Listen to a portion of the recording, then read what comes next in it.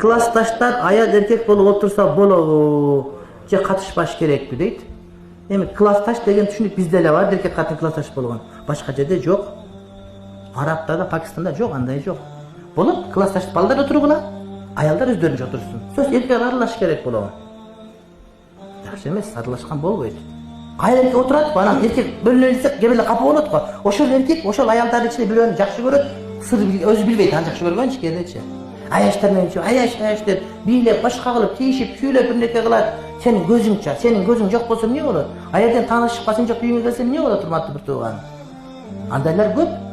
Балким силер билбейсиңер, мен мынча билем. Чарчаган айтып берем, мисал менен айтып берем.